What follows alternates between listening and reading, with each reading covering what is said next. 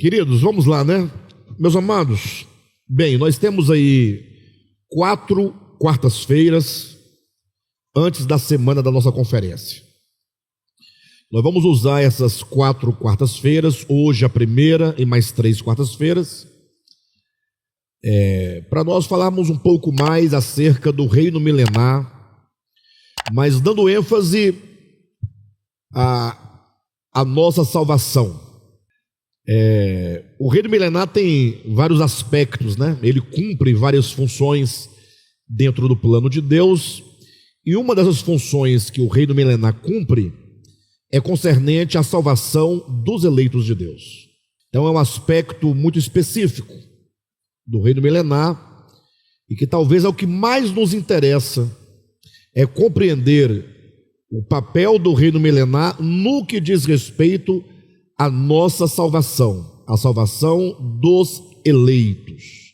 Não a salvação de toda a humanidade, de todos os homens, mas dando ênfase a esse aspecto de como o Senhor vai realizar, vai cumprir plenamente a nós a sua fidelidade quanto à sua eleição e predestinação.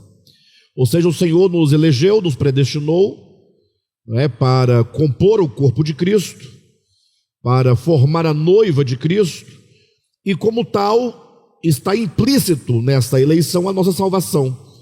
Logo, é lógico, uma vez que não há como nós nos tornarmos corpo de Cristo, ou noiva de Cristo, sem sermos salvos.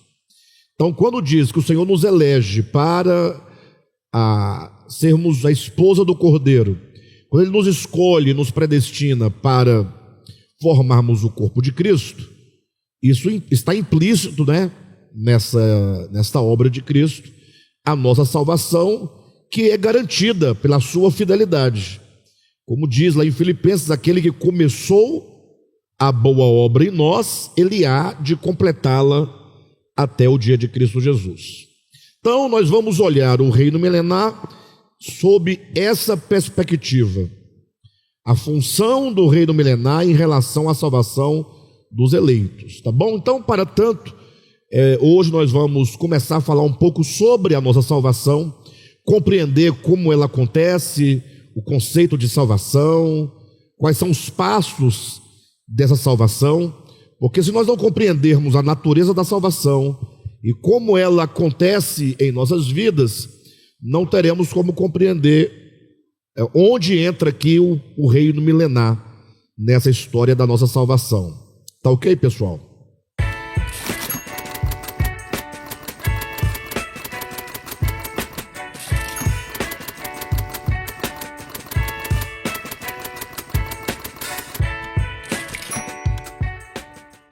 Bem, então eu quero começar, e eu quero que vocês me acompanhem, porque nós vamos lançar aqui vários pressupostos, vários princípios. Cada princípio tem que ser levado a sério, deve ser compreendido e deve ser levado adiante. Você não pode ouvir um princípio, compreendê-lo, deixá-lo de lado e seguir para um outro princípio. Não. Toda vez que você avança de um princípio para o outro, você carrega o princípio anterior para o próximo nível, para reuni-lo ao princípio que se segue.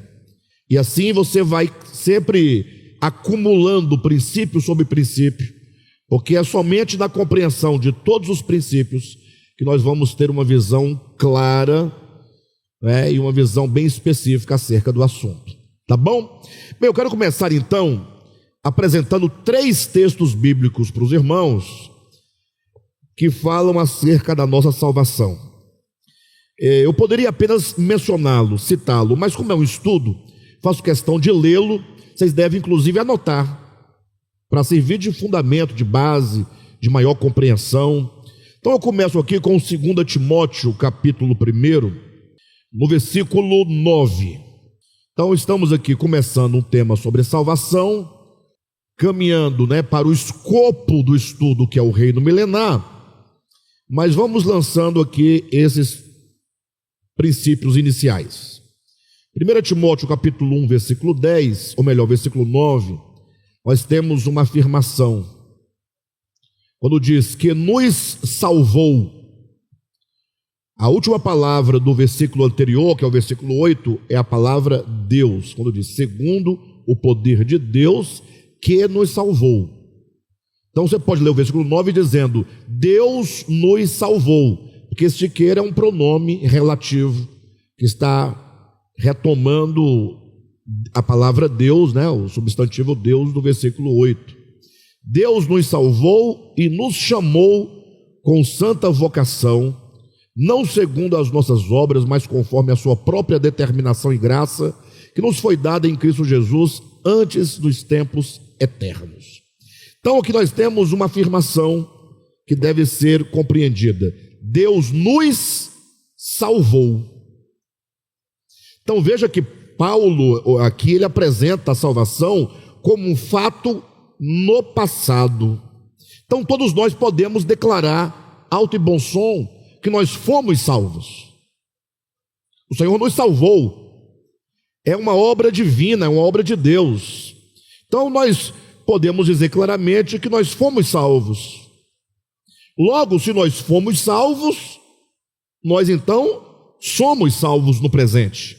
Se em 1 Timóteo, capítulo 1, versículo 9, o verbo salvar está no passado, ele nos salvou, agora nós temos que encontrar o texto que fala que nós somos salvos no presente. Ele nos salvou no passado e no presente nós somos salvos. Está em 1 Coríntios, capítulo 1, versículo 18.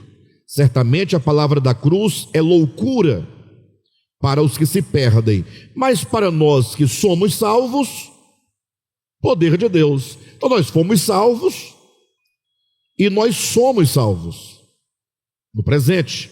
Então não é errado você afirmar que você foi salvo, tampouco é errado você afirmar que você é salvo, porque a Bíblia diz para nós que somos salvos. Então a Bíblia ela não se contradiz absolutamente quando afirma que nós fomos salvos, que nós somos salvos. E ainda mais, veja também lá em 2 Pedro, segunda epístola de Pedro, ou melhor, primeira epístola de Pedro, capítulo 1, versículo 9.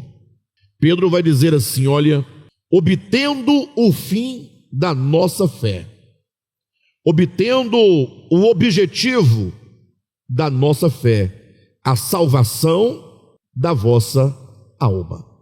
Ou seja, a Bíblia sem nenhuma contradição diz que nós fomos salvos, que nós somos salvos e que nós seremos salvos, quando diz que nós vamos obter finalmente o fim, a finalidade, o objetivo da nossa fé, que é a salvação da nossa alma. Então, temos aqui, portanto, 3 declarações complementares. Nós fomos salvos, nós somos salvos e nós seremos salvos. Bem, esses 3 verbos, eles só podem ser declarados com certeza, com convicção, se você partir do pressuposto que a salvação é uma obra divina, não é uma obra humana. Ou seja, onde está a garantia de que eu fui, sou e serei? Essa garantia não pode estar em mim, absolutamente, porque o homem em si, ele é vulnerável, o homem em si, ele muda de opinião, ele erra, ele cai, ele se levanta, sim ou não? Então, temos que partir do princípio de que a salvação é uma obra divina, como claramente está no livro do Apocalipse, salvo engano, no capítulo 5, quando diz que a salvação pertence a Deus, é uma obra divina. Então, quando eu olho para o poder de Deus, para a soberania de Deus e, sobretudo, para a fidelidade de Deus, então eu posso declarar alto e bom som que eu fui salvo, que eu sou salvo e que eu serei salvo, porque eu estou declarando aquilo que aquele que está fora do tempo, porque para Deus não há nem passado, nem presente, nem futuro, porque o tempo só existe dentro dele, como todas as coisas só existem em Deus. Então ele pode simplesmente falar que nós temos uma salvação eterna. A salvação que inclui o passado, que inclui o presente, que inclui o futuro, a despeito da minha atual condição, esta é uma salvação o quê? eterna, porque não é uma salvação que está presa ao passado, tampouco presa ao presente e tampouco presa ao futuro. Ela passa por todos os tempos. Por isso que Paulo vai dizer aos Filipenses, alto e bom som: aquele que começou boa obra em vós, ele há de completá-la até o dia de Cristo Jesus. Este é um primeiro princípio. Dá para entender? Então você não tem que ficar nesse sentido, nesse primeiro momento, preocupado com a sua salvação, porque ela pertence a Deus, ela procede de Deus. O mundo já não havia, ele já havia nos elegido, já havia nos salvado por meio da morte do Cordeiro de Deus, que foi imolado antes da fundação do mundo. Ele nos salva no tempo, promete que salvará no futuro. Ou seja, nós estamos completamente alcançados por uma graça que é eterna, e somos alvo da salvação de Deus, que é uma salvação eterna. Nesse primeiro princípio, alguém, e não raras vezes isso acontece, pode cair em um dos dois extremos.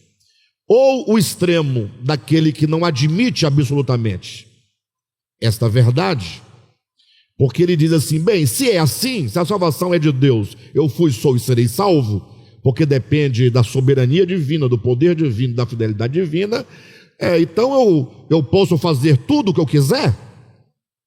A pessoa que pensa assim, ela diz isso, talvez não porque ela queira fazer tudo o que ela gostaria, ou que ela diz que poderia fazer, mas ela quer dizer, se você fala assim, você relativiza de tal modo a salvação no que diz respeito ao esforço humano, que não faz sentido. O homem tem que estar trabalhando na sua salvação.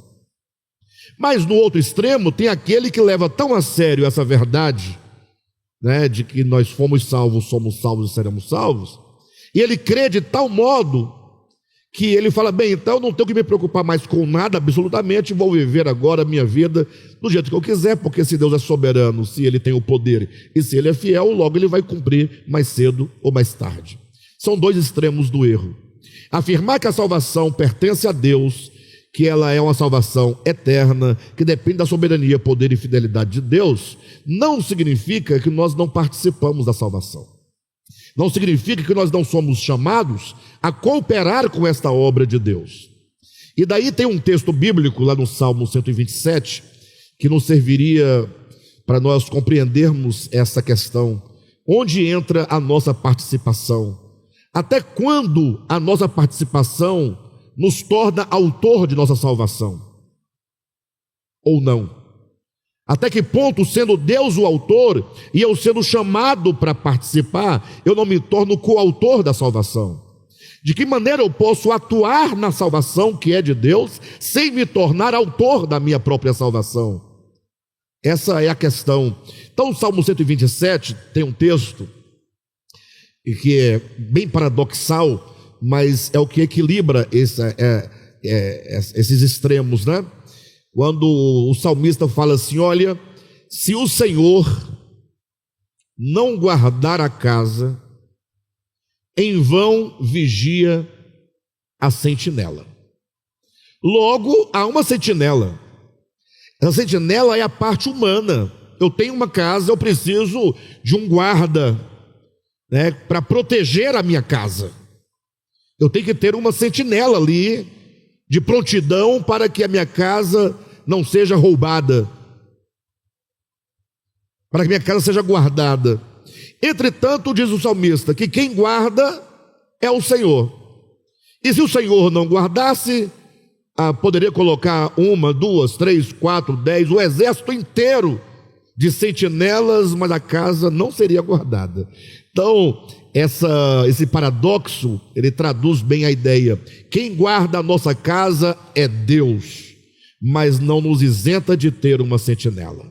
A obra da salvação é uma obra de Deus, mas não nos isenta de participarmos ativamente e efetivamente dentro desse processo de salvação. O salmista, no Salmo 127, dá um outro exemplo. Ele diz que ele fala da sentinela e também fala dos edificadores, Se o Senhor não edificar a casa, em vão trabalham os que a edificam. Então, há alguém edificando a casa, mas quem edifica é o Senhor.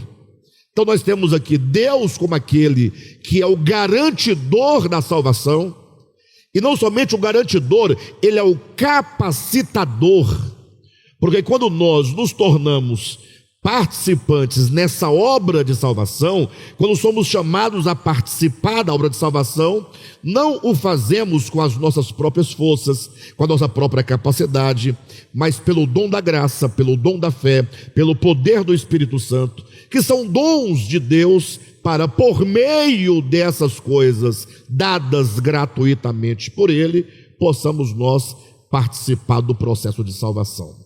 Compreender isso nos livra de um grande engano, na verdade nos livra de uma falácia, né?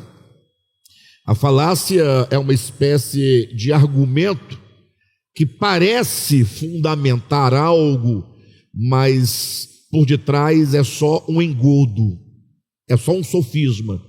A falácia é quando você vai encontrar um bom orador, e ele então tem muitas falácias, então ele vai jogando falácia em cima de falácia e você fica sem argumento, calado, porque é tão forte o que o camarada diz, mas é tudo sofisma. Por exemplo, tem uma falácia chamada falácia da autoridade. Você chega para alguém e vai entrevistar alguém ou vai cobrar alguém, e a pessoa fala assim: olha, eu sou advogado. Ele quer te dar uma carteirada, ele está usando uma falácia da autoridade, tentando te intimidar, como se porventura o seu trabalho dependesse ou não dependesse do que ele é. Então, independentemente do que você seja, você é advogado, você é um policial, você é um médico, você pode ser o que for, aqui onde nós estamos vai prevalecer o que nós temos que fazer, sendo você isso ou não. Então, geralmente, autoridades da área do direito e da área da segurança geralmente costumam usar as carteiradas para poder dissolver uma situação a seu favor. Então é a falácia da autoridade. São várias as falácias, né? Schopenhauer, por exemplo, salvo engano, ele vai elencar, não sei se estou enganado, 21 falácias diferentes. Muito interessante. Bem, de todo modo, pode-se cair na grande falácia, que vão dizer assim: bem, mas a salvação de Deus é pela graça. Se é pela graça, então Deus a dá gratuitamente, ela está dada. Não tem espaço para o homem participar aqui da salvação.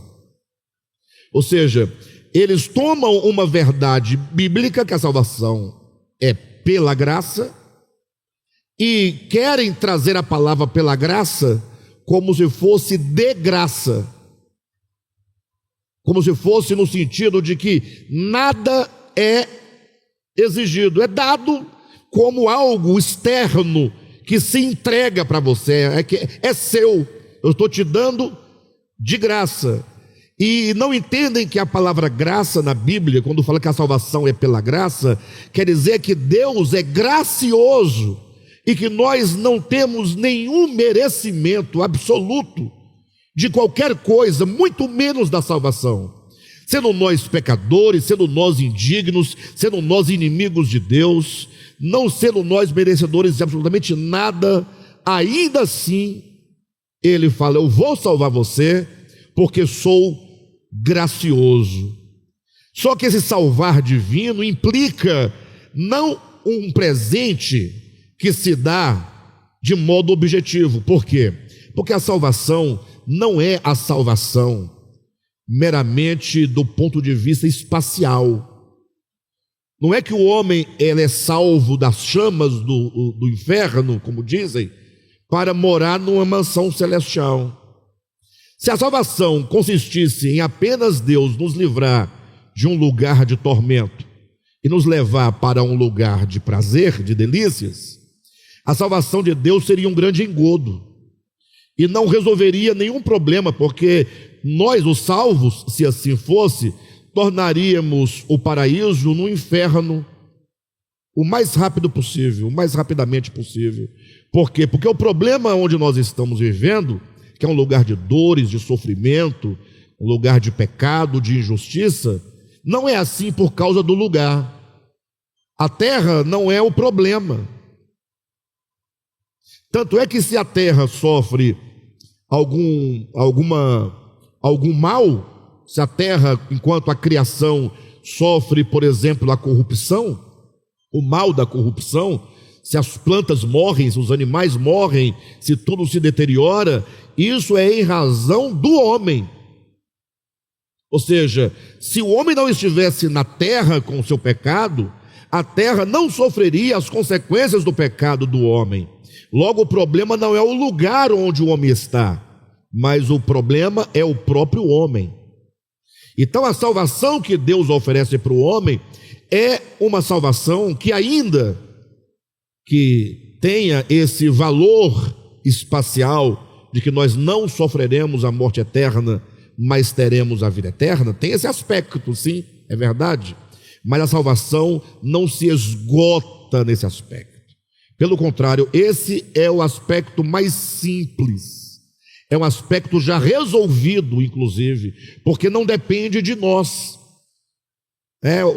O fato de sermos livrados da morte eterna e ganharmos a vida eterna é uma obra divina, é um decreto divino. Foi Deus que determinou que nós não sofreremos a morte eterna, porque Ele já nos perdoou eternamente. Então, quando nós falamos de salvação, temos que pensar, antes de tudo, que a salvação, enquanto obra de Deus, ela se desenvolve em 3 momentos muito particulares. Quando diz que Deus nos salva, a pergunta é: nos salva de quê? Você tem que fazer essa pergunta, senão você não vai compreender. Se você acha que é só do inferno para o céu, então, de fato, não há nada a ser feito, porque isso já está feito. Porque aquele que crer em mim não entra em juízo para a morte, mas já passou da morte para a vida, está feito. João capítulo 5, palavras de Jesus. Nós cremos nele, logo. Então, a obra de salvação de Deus, ela passa por 3 momentos. De que essa obra de salvação nos salva? Então, entenda claramente. Primeiro, a salvação de Deus, ela nos salva da culpa. A partir do momento que todos os nossos pecados, todos os pecados cometidos por nós, todos, de toda a humanidade, e mesmo os pecados que ainda haveremos de cometer, uma vez que Deus já nos perdoou plenamente, Deus não nos perdoa parceladamente. Somos nós que temos a necessidade, porque estamos inseridos no tempo, de resolvermos os nossos pecados no tempo. Vamos chegar nesse ponto. Mas para Deus, o problema do pecado com respeito à culpa, com respeito à punição eterna, com respeito à culpa que o pecado traz, isso está resolvido de uma vez por todas, por causa do perdão divino. Ele já nos perdoou de todos os nossos pecados. E há um texto bíblico muito interessante que nos ajuda a compreender esse primeiro momento da salvação, que ele nos livra da culpa. Tanto é que nós que cremos estamos no amor de Deus, e no amor não há juízo, no amor não há condenação, no amor não há culpa, não é? Há um texto em que Pedro explica claramente, dizendo que assim como a arca, eu me refiro a 2 Pedro capítulo 3, assim como a arca de Noé, ela passou pelas águas de morte, de juízo e de morte no dilúvio. Lembram dessa passagem? Assim como a arca passou ali pelas águas de morte, e ela foi pousar, portanto, no pico do Monte Ararat. Nós temos aqui o símbolo da morte e da ressurreição. Aquela arca representava Cristo. Como que a arca, sendo Cristo, é aquela que carrega em si a criação de Deus, os animais, o homem, todo ser que tinha vida, passando pelas águas de morte e sendo elevada para um nível de ressurreição. Então, diz Pedro que esse movimento da arca, passando pelas águas e indo para o Monte Ararat, subindo para o Monte Ararat, representa o batismo. O batismo que nos é colocado, tão logo nós cremos no Evangelho, a pessoa é convidada a ser batizada. Primeiro, o batismo interior, a realidade interior do batismo. Mas o batismo ritual que manifesta externamente, pedagogicamente, aquilo que ocorre dentro do indivíduo. Só que Pedro faz uma ressalva, dizendo que o batismo que agora nos salva não é a remoção da imundície da carne. Então, quando alguém experimenta o batismo, vamos pensar no batismo tanto interior quanto ritual, vamos pensar no ritual, a pessoa batiza, então agora eu estou livre. Não, esse batismo aponta para uma realidade interior de salvação, mas externamente ele não tem o poder de resolver o problema, não é? da imundícia da carne, do poder da carne, do pecado na carne. Ele fala, então para que serve isso então? Isso serve para tratar com a sua consciência, diz Pedro. Esse batismo é aquilo que, por nós termos esse contato direto e visual, dos sentidos desse batismo, isso ajuda-nos a tratar com o problema da culpa na consciência, nos dá uma consciência limpa e uma consciência tranquila. Então, o que me traz paz em relação a mim, quando eu sei que eu tenho pecado e ao mesmo tempo sei que sou salvo por meio da graça de Cristo? Ora, o que me dá uma consciência tranquila é eu saber que os meus pecados estão todos o quê? Perdoados. Se eu tenho a confiança de que Deus já me perdoou de todos os meus pecados, a despeito dos pecados que eu ainda cometo, eu tenho uma consciência tranquila. Não somos mais acusados pelos nossos pecados. Não vivemos mais debaixo de acusação. Lembrando que o acusador de todos nós é Satanás, que já foi julgado, inclusive. Então, o fato é que a salvação de Deus nos salva da culpa, nos dando uma consciência limpa, uma consciência tranquila, sabendo que o Senhor pegou todos os nossos pecados e os lançou no mar do esquecimento. Que o Senhor já não se lembra dos nossos pecados. Quando diz que Ele não se lembra, não quer dizer que Ele não tem memória. Não, Ele sabe dos pecados, mas é apenas uma expressão para indicar que jamais Deus vai tomar os nossos pecados, por Ele já perdoados, que são todos, para lançar na nossa face e imputá-los sobre nós como condenação eterna. Absolutamente. Logo, se a salvação nos livra e nos salva da culpa, porque nossos pecados estão perdoados, então, no segundo movimento da salvação e ação da salvação, essa mesma salvação nos livra, portanto, da consequência eterna dos pecados. Porque o pecado tem uma consequência eterna. O salário do pecado é a morte. Se o Senhor me perdoou dos pecados que me trazem a morte, logo eu também sou salvo das consequências eternas deste mesmo pecado. Mas grave essa expressão: se o Senhor nos salvou da culpa dos nossos pecados, porque de todos eles Ele nos perdoou eternamente, grave isso, logo nós somos salvos das consequências eternas dos nossos pecados. Consequências eternas quer dizer morte eterna. Então nós somos salvos do lago de fogo. Somos salvos da morte eterna. Ora, lembre-se que os pecados, ele tem consequências temporais. Tem consequências temporais. O que ele nos salva é as consequências eternas.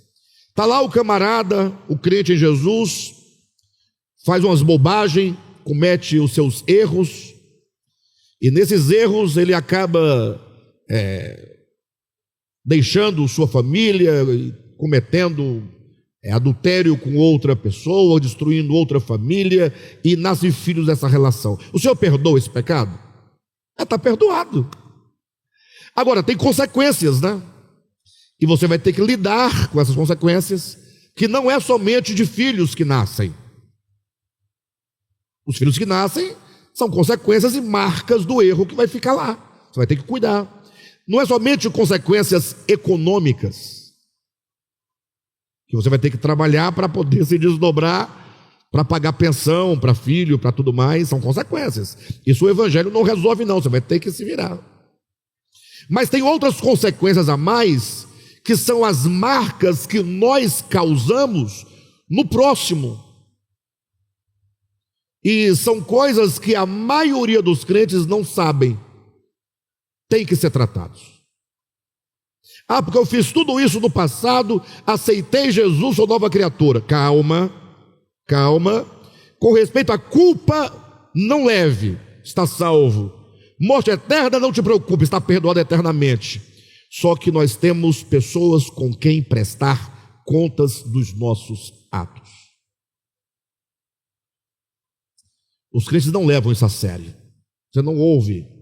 Eu vou dar só um exemplo prático para os irmãos entenderem essa questão. Não vou me aprofundar agora, porque eu estou apenas mostrando os 3 movimentos e ações da salvação, né? Somos salvos da culpa, das consequências eternas. A gente tem que falar de mais uma que está aqui no meio. Mas para dar o exemplo de que nós temos consequências do pecado temporais, e essas nós somos chamados a resolvê-las. Nós somos chamados a resolvê-las.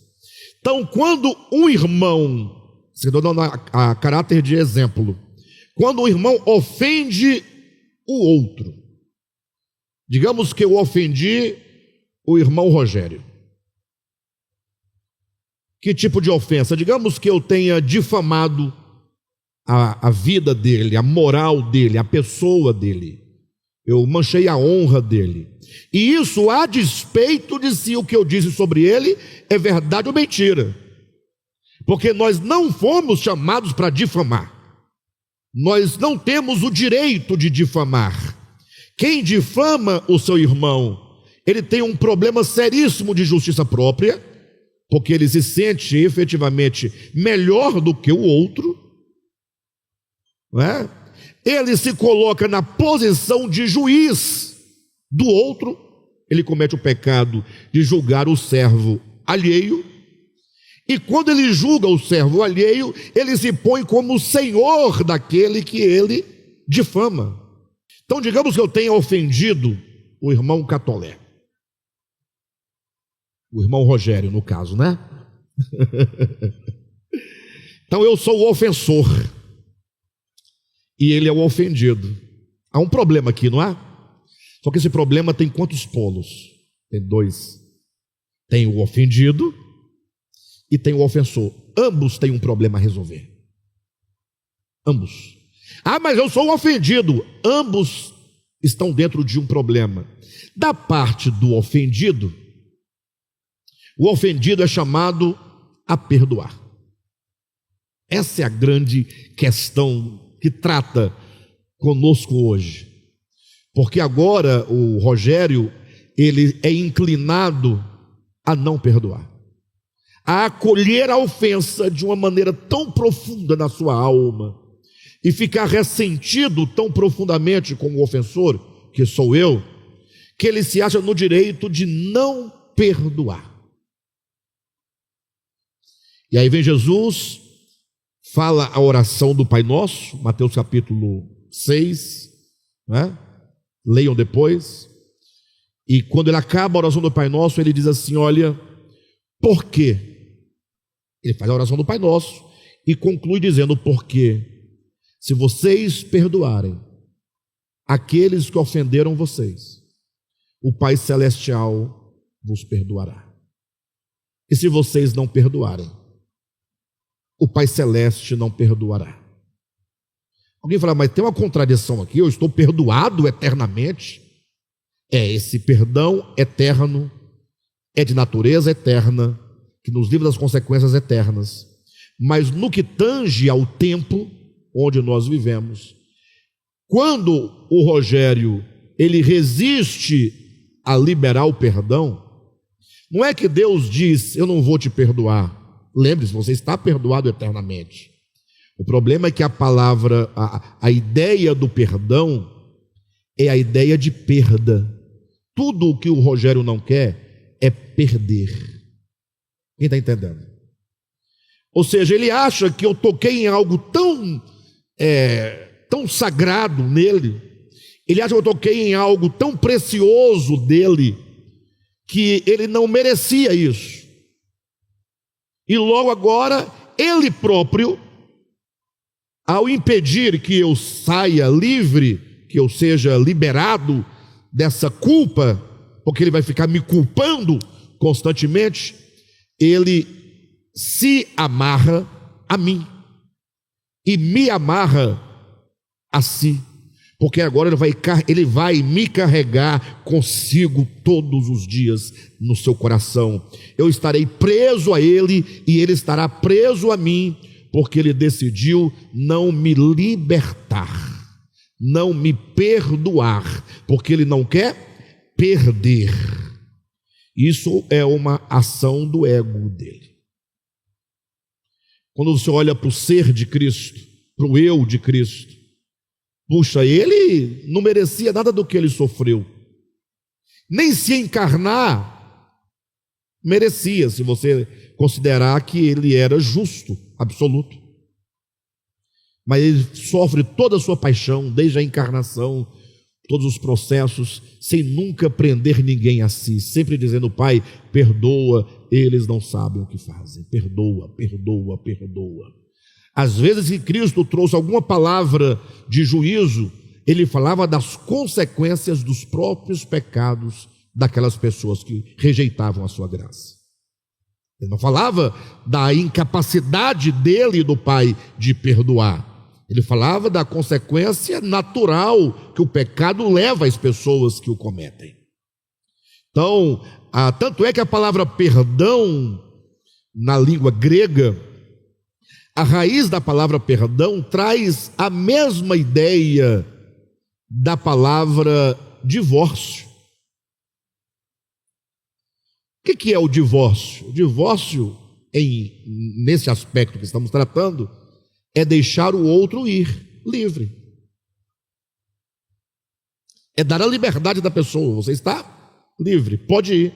Você não me pertence, você não me deve.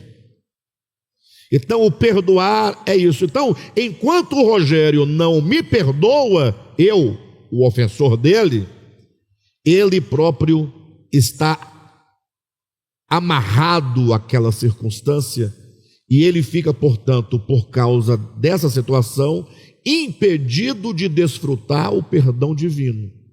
Não é que Deus não te perdoe, é que você próprio decidiu não ser livre. Porque se perdoar é deixar ir, se Deus te deixa ir, mas você, sendo livre, se amarra à culpa de uma outra pessoa, ao pecado de uma outra pessoa que te ofendeu, você deixa de ser livre, deixa de usufruir do perdão de Deus, porque você próprio decidiu não perdoar. Não é Deus quem não perdoa, é você que se amarra e se torna uma pessoa inoperante, impossibilitada de avançar e de caminhar, porque você assim decidiu não perdoar.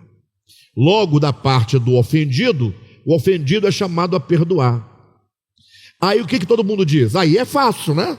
É fácil, porque o camarada ofende o outro e o outro tem que perdoar. É mole, é? Então, eu ofendo e quem se dá mal é o ofendido, porque ele tem que perdoar. Se não perdoar, estará preso. Mas o fato de ele perdoar é tarefa dele. Não quer dizer que eu não tenha nada a fazer. Não quer dizer que eu apenas tenho que receber passivamente o perdão dele. O ofensor, o outro lado, ele é chamado a ressarcir, a reparar.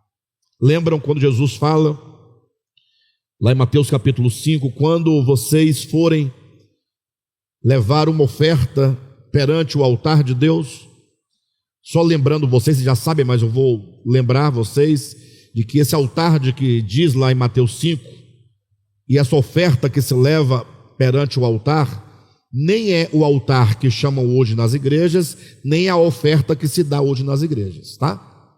Nada a ver. O contexto é totalmente outro. O altar, lá de Mateus 5, é o altar de holocausto. E a oferta era o animalzinho que era levado para ser imolado sobre o altar. Porque o altar e a imolação do animal, né, estavam ali pedagogicamente para falar: quando você precisar de perdão, ofereça este animal. Então, aquele que levava a oferta pelo pecado ao altar, o que ele queria de Deus? Ele queria perdão. Ele vai em busca de perdão divino, em busca de reconciliação. Ora, se eu ofendi o Rogério, eu preciso de quê dele? De perdão. Então Jesus fala: aqueles que vão ao altar levando a oferta são aqueles que estão precisando do perdão, mas você se lembra que você tem um problema com o seu irmão, com o seu próximo. Ou seja, eu tenho um problema com o Rogério pela ofensa que eu causei a ele. Eu tenho um problema, eu tenho. Ele não tem um problema em relação a mim, ele só tem que me perdoar. Mas eu causei o problema, eu tenho um problema com meu irmão. Não é o perdoado que tem o problema, é quem ofendeu que tem um problema. Então você se lembra que você tem um problema com o seu irmão, deixa lá a oferta perante o altar e vai primeiro resolver o problema. Porque não é coerente que você busque o perdão e não queira resolver o perdão que você e não queira resolver as suas ações que causou a ferida, a mágoa no coração do outro.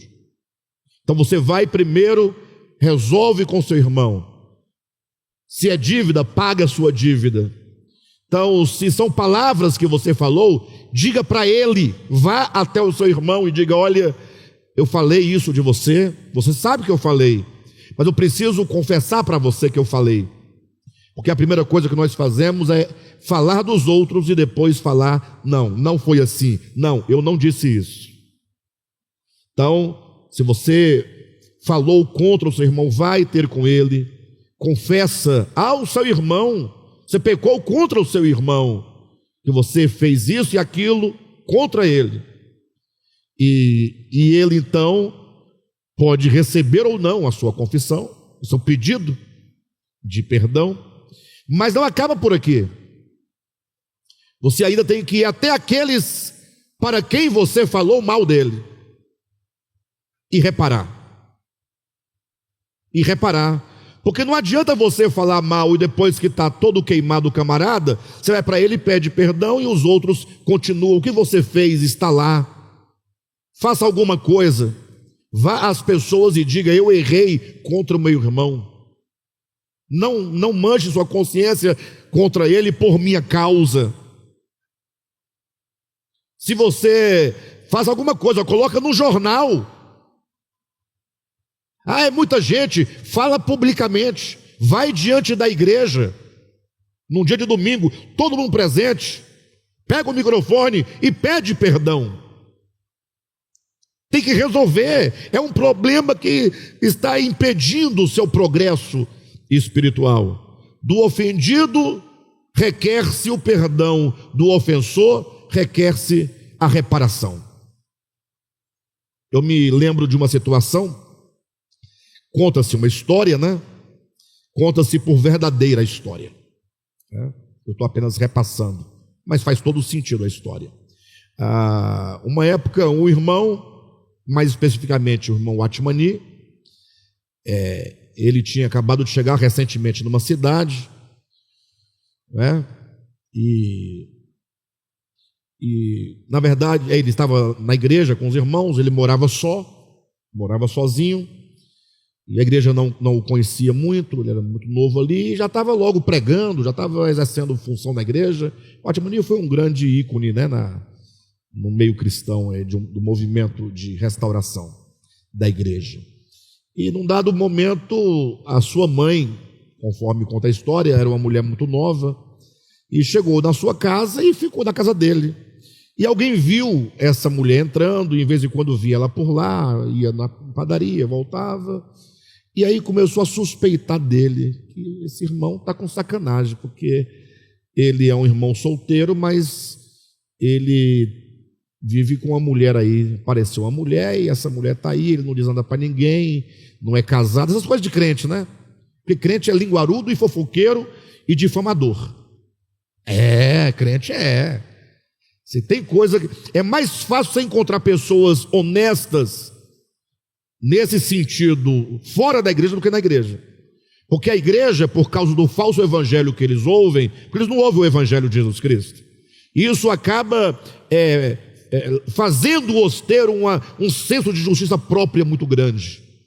Eles se acham santos, e para poder lustrar a sua pseudo-santidade tem que apontar o erro alheio.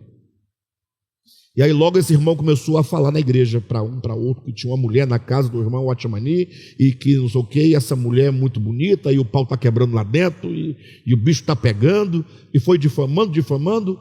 Passou um tempo, o grupo de irmãos responsável da igreja chamou o Otmani para uma comunhão, uma reunião administrativa. Hoje em dia fala reunião de ministério, né? Colocou o irmão na roda. Irmão, estamos sabendo que você está com uma mulher na sua casa. Queremos saber se isso é verdade. Ele disse, é verdade. Verdade? Estou com uma mulher na minha casa. E há quanto tempo? Há tanto tempo. Tá, e você continua trabalhando na igreja e não vê problema nisso? Ele, não vejo problema nenhum. Qual o problema aqui? O que está acontecendo? Não, porque nós temos que ser pessoas santas, nós não podemos viver na prostituição. Ele falou, mas vocês estão falando de quê, afinal? Não, porque você está em prostituição, você está com uma mulher na sua casa. Ele falou, não, meu irmão, essa mulher é minha mãe, que veio morar comigo. Só que ela não frequenta a igreja. E eu não disse nada porque não tinha por que dizer. É a sua mãe? E agora então, situação difícil. Por que você não disse antes? Mas eles não me perguntaram nada. Ninguém perguntou por que eu deveria falar. Não achei que não tinha problema. Vocês iam pensar isso é absurdo. Está resolvido o problema. Não, resolvido não. Porque agora não somente a igreja inteira está sabendo que eu sou um adúltero, ou que seja, eu sou um fornicador, como dizem, né? Sem entrar no mérito da conversa, né? E não somente a igreja, mas os familiares dos irmãos da igreja e todo mundo, por onde eu ando, todo mundo olha. E agora? Aí dizem, né, conta-se aí na história, que ele pegou um saco cheio de pena de ganso.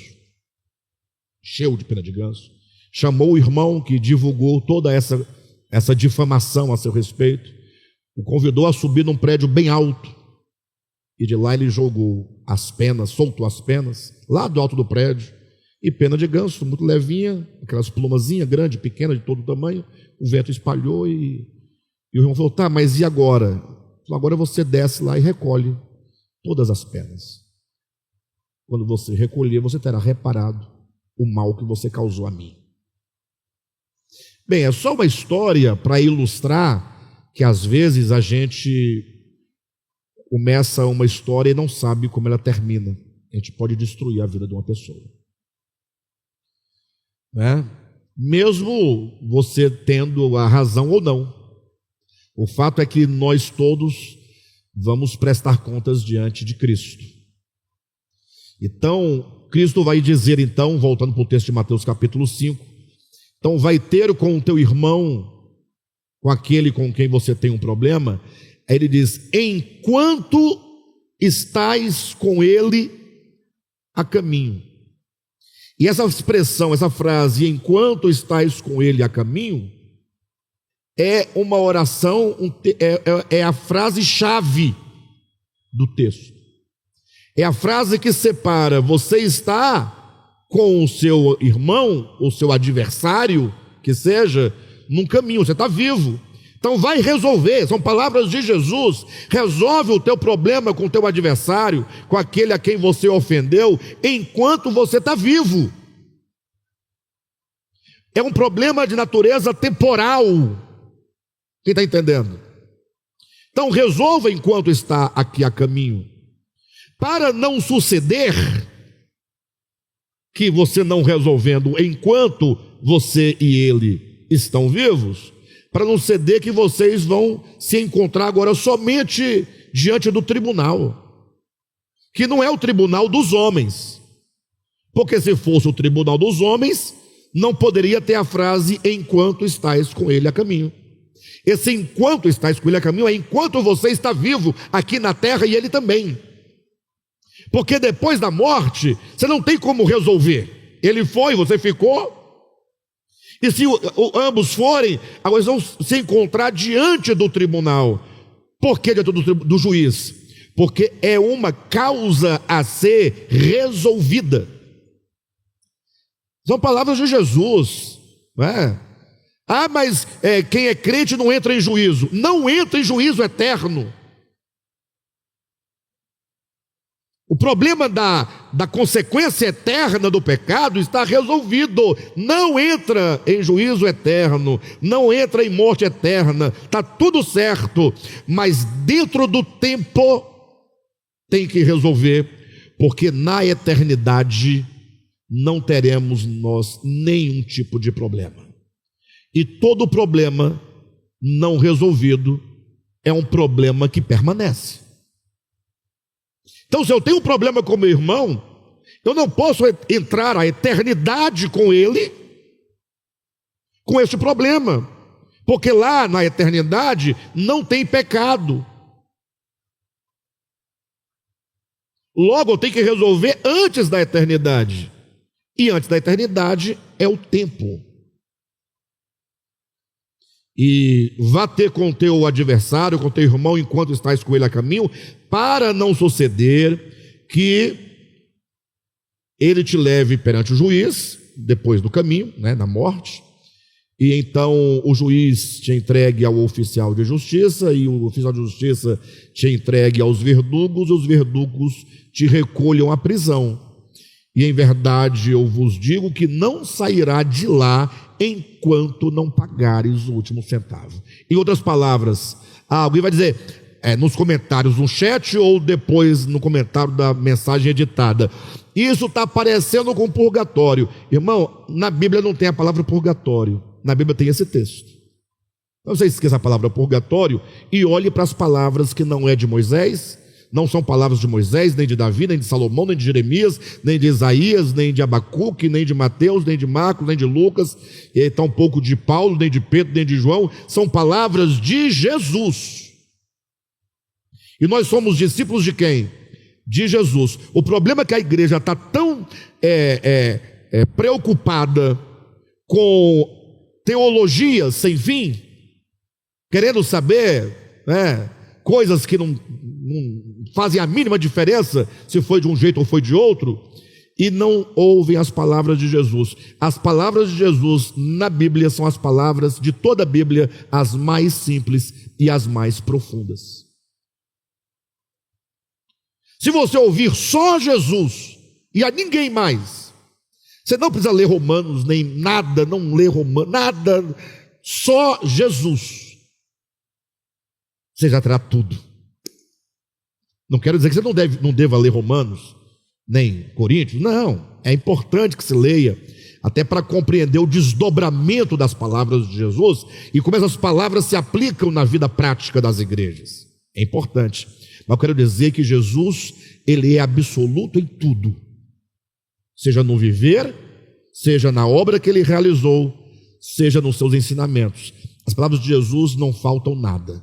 Ele nos falou tudo quanto precisamos saber. E um dos falares de Jesus é exatamente este, que nós precisamos resolver os problemas que nós acabamos criando com os nossos semelhantes no caminho onde nós estamos vivendo hoje. Bem, e o milênio entra onde aí?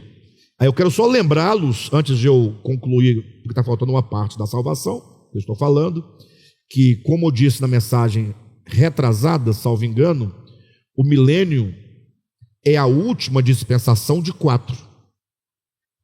O que nós temos antes das dispensações? Nós temos a eternidade passada. Aí temos as dispensações, que são 4, a última é o milênio, e após temos a eternidade futura. Maneira pedagógica de os irmãos entenderem que o tempo, quando inserido no meio da eternidade, esse tempo é dividido em dispensações. Logo, o milênio ainda se trata do tempo. Por isso que é colocado 1000 anos, porque a despeito de ser exatamente 1000 ou não, simbólico ou não, é um período de tempo, não é eternidade ainda. E se é tempo, Deus ainda está trabalhando e realizando a sua obra que tem que realizar em nós. Eu falei isso em caráter de exemplo, tá? Questão do ofendido que tem que perdoar, do ofensor que tem que reparar. Isso serve em todos os sentidos. Aquele dinheiro que você pegou, nunca pagou. Se liberta. Não carregue essas coisas com você. Coisas ocultas que você cometeu contra pessoas. E se ninguém está sabendo, e nem a própria pessoa, não carece de você procurá-la. Não. Caso você cometeu algo e ninguém sabe, só você sabe. Só você sabe, então resolva isso com Jesus e está tudo certo. Até porque você pode causar um outro problema, né? Agora, se o ofendido tem ciência, é algo que tem que ser tratado. Se a Bíblia fala, nós devemos confessar nossos pecados uns aos outros. Mas não quer dizer que eu quero os meus pecados particulares para as pessoas. É que nós pecamos contra os irmãos. E, portanto, precisamos confessar para o irmão ofendido. Nesse sentido. E confessar não é contar o que o irmão não sabe. É você assumir que errou. E para o seu irmão, olha, irmão, eu errei contra você. Não deveria ter feito isso. Entende? E abraçar o seu irmão. E na presença de Cristo, ambos serem acolhidos pela graça e pelo amor e pelo perdão de Deus. E você ser livre agora para viver em paz. Bem, pessoal, então seguindo, só para a gente poder encerrar por hoje, por causa do horário, que já está avançado. Então, a salvação de Deus nos salva da culpa, quando recebemos o perdão dos nossos pecados da parte de Deus. A salvação de Deus nos salva das consequências eternas dos nossos pecados, que é a morte eterna. Mas ainda existe algo do qual precisamos ser salvos. Se Ele nos salva, né, da culpa do pecado e das consequências do pecado, que é o passado e o futuro, somos salvos e fomos salvos. Nós hoje somos salvos, mas a Escritura vai dizer que nós estamos sendo salvos. E aí vai dizer que a salvação de Deus nos salva do poder do pecado. Então nós temos a culpa do pecado, o poder do pecado e as consequências eternas do pecado. Então, dos três, nós temos que observar e atentar para esse segundo, que fala do hoje, do agora. Ou seja, o Evangelho de Deus nos oferece uma salvação eterna, e essa salvação que nos salvou da culpa do pecado, que nos salvou da consequência eterna do pecado, essa mesma salvação quer nos salvar do poder do pecado. Do poder do pecado. E é disso que nós vamos continuar falando na semana que vem, na próxima reunião. O poder do pecado é aquilo, basicamente, que o irmão Marcinho ministrou no domingo. Sobretudo a ênfase no tema da mensagem dele, né? Lembra do tema? O fascínio do mundo, a fascinação, não é? A fascinação do mundo, não é isso? Verifiquem para mim, por gentileza, a exatidão do tema. É a fascinação do mundo, né? A fascinação do espírito do mundo. É seduzidos pelo espírito do mundo. Então, preste atenção no título dessa mensagem. Basta ficar só olhando para o título. Seduzidos pelo espírito do mundo. De que maneira o mundo, que é pecaminoso por natureza, exerce poder sobre nossas vidas? Essa é a grande questão. De que maneira o mundo exerce poder? Porque se o Senhor quer nos salvar do poder do pecado, e o mundo por natureza é pecaminoso, a pergunta é: de que maneira este mundo, ou de que maneira o pecado exerce poder sobre mim? Coloca um revólver na minha cabeça? A maneira como o mundo e o pecado exerce controle sobre nós é o poder da sedução. Aí, para você poder ficar claríssimo, imagine um jovem na casa dos seus 13, 14, 15, 16 anos de idade. Apaixonadíssimo por uma mulher, pelo menos aos seus olhos, linda. Eu falo o homem em relação à mulher porque eu sou homem, né? Agora a mulher pode pensar o inverso. Aquela jovenzinha, adolescente, apaixonada, que é uma beleza. Só que, imagine, o outro, que é o objeto da paixão do outro, sabendo que a pessoa é louca e desesperada por ela, vai usar de todo o charme, de toda a sedução para escravizá-la. A pessoa fica presa pela sedução. Ela é seduzida. É uma paixão aqui dentro. Então o pecado, ele exerce poder sobre nós por meio da sedução.